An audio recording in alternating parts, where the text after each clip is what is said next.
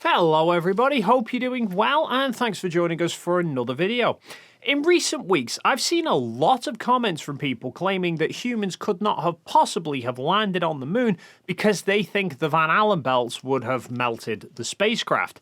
So, in this video, we'll cover why it wouldn't. But first, let's look at what their argument is. Why do people think they would have melted? It's a pretty straightforward logic. For anyone unfamiliar, the Van Allen belts are essentially like donuts surrounding Earth. They're regions within the Earth's magnetic field where charged particles from solar radiation can become trapped. Typically, they're considered as two distinct belts, an inner and an outer, although these do vary constantly depending on solar activity. But if you Google how hot are the Van Allen belts, you get results stating that the temperatures of the ions within the belts range from between 2000 and 20,000 Kelvin. And for the Apollo journeys to the moon, the spacecrafts would pass through parts of these regions of charged particles. Now, the Apollo spacecraft were made predominantly of aluminium, and if you Google the melting point of aluminium, you get a result of 933 Kelvin. Therefore, their logic is that the stated temperature of the belts are hotter than the melting point of aluminium, therefore an aluminium spacecraft within the radiation belts would melt. However, that completely overlooks some key aspects of thermodynamics. So, let's begin with a fairly simplified idea of how temperature transfers.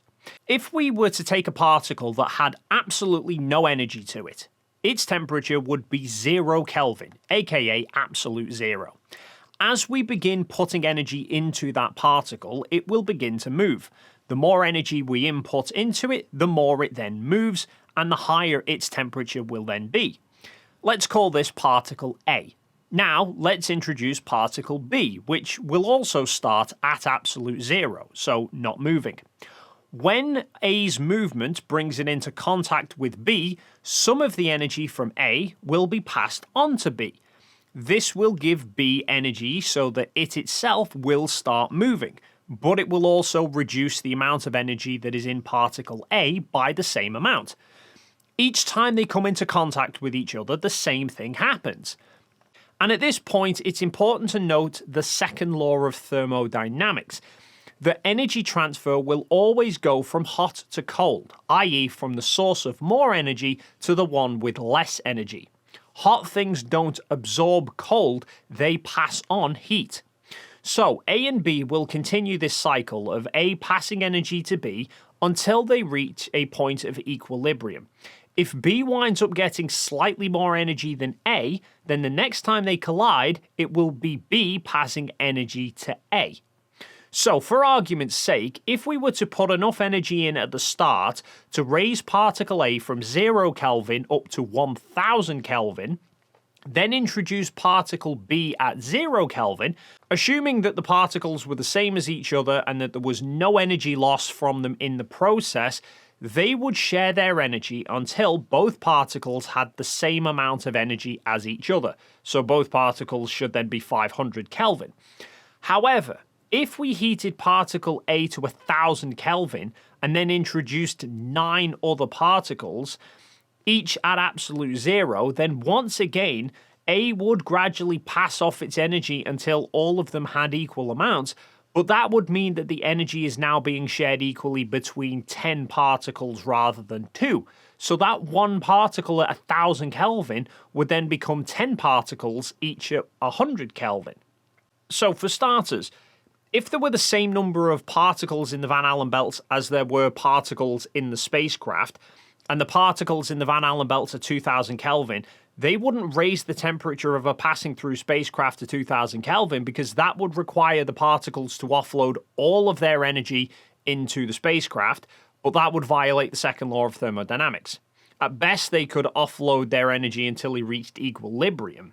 Of course, over time, more energy will be added back into those particles within the Van Allen belts as more solar radiation arrives, but the spacecraft aren't sitting around in the belts waiting for that to happen. They are shooting through the belts at thousands of miles an hour.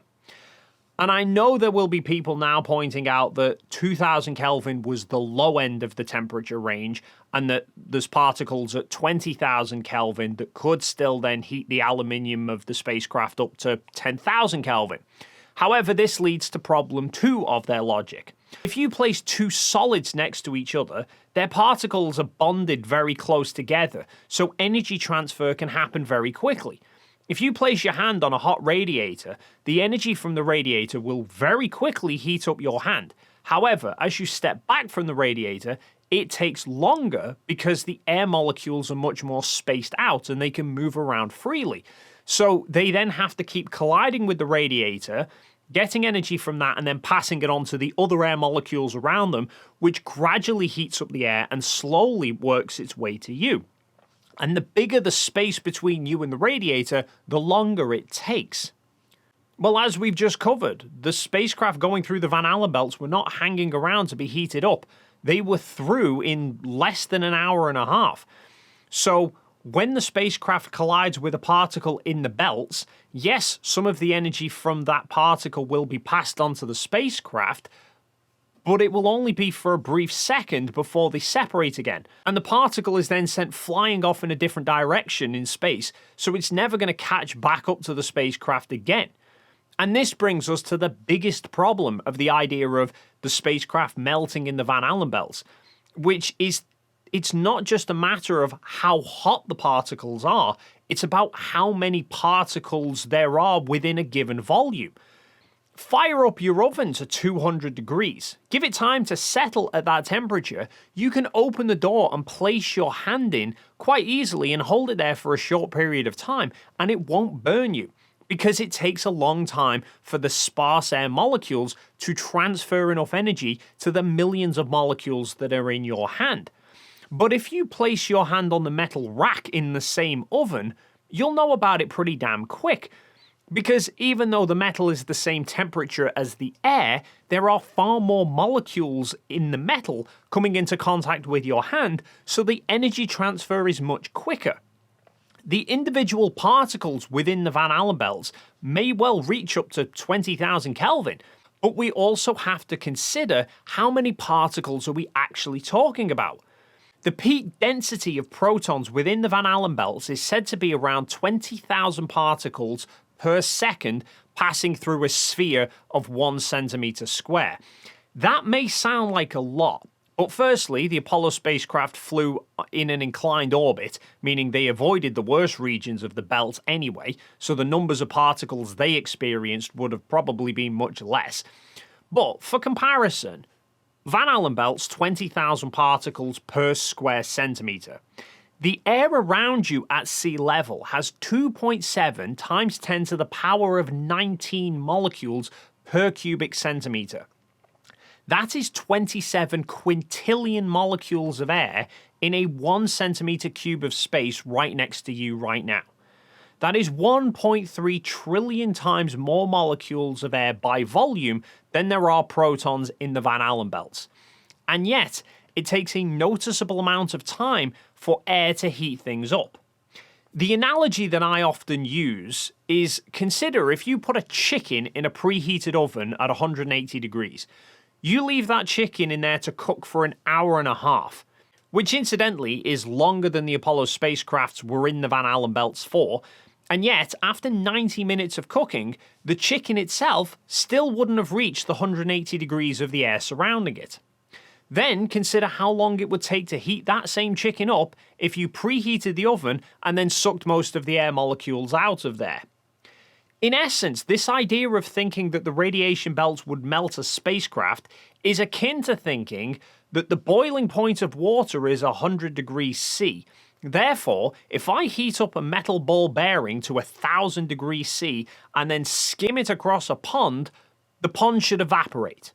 Obviously, it doesn't, because A, the metal is only briefly in contact with an individual area of water, and the surrounding water will absorb a lot of that energy, and B, even if the metal stayed in contact for longer, there is just not enough energy stored in that ball bearing to raise all of the molecules of water to their boiling point. An aluminium atom consists of 13 protons, 14 neutrons and 13 electrons. So aluminium has an atomic mass of 27, and an atomic mass unit is 1.66 times 10 to the minus 24 grams. So each aluminium atom weighing 27 atomic units means each atom weighs 4.48 times 10 to the minus 23 grams. Aluminium itself has a density of 2.7 grams per cubic centimeter. So, if each atom weighs 4.48 times 10 to the minus 23 grams, and there are enough atoms in a cubic centimeter of aluminium to weigh 2.7 grams, then that means each cubic centimeter of aluminium has around 6 times 10 to the 22 atoms in it. That is 60 sextillion atoms per cubic centimeter. So 20,000 protons at 20,000 Kelvin hitting a cubic centimeter of aluminium might sound destructive, but all of that energy from those protons being offloaded will then be shared around all the other atoms of aluminium, so the actual temperature increase would be negligible. There just aren't enough particles within the Van Allen belts to melt a spacecraft that is passing through it.